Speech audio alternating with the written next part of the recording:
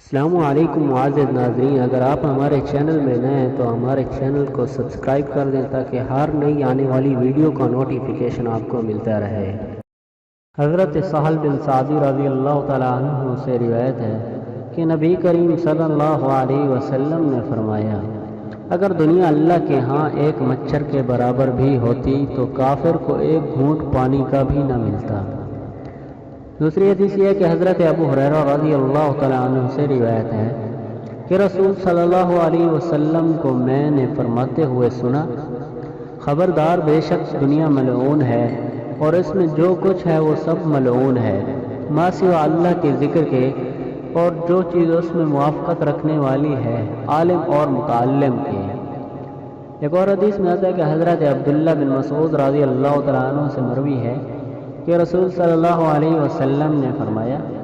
جائیدادیں مت بناؤ، اس کے نتیجے میں تم دنیا سے محبت کرنے لگو گے۔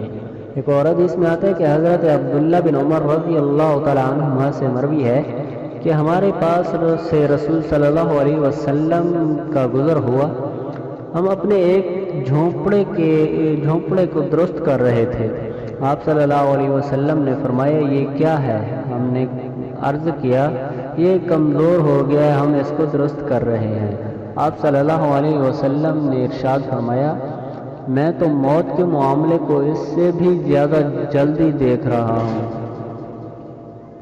اور حدیث میں آتا ہے کہ حضرت کعب بن ایاز رضی اللہ تعالیٰ عنہ سے روایت ہے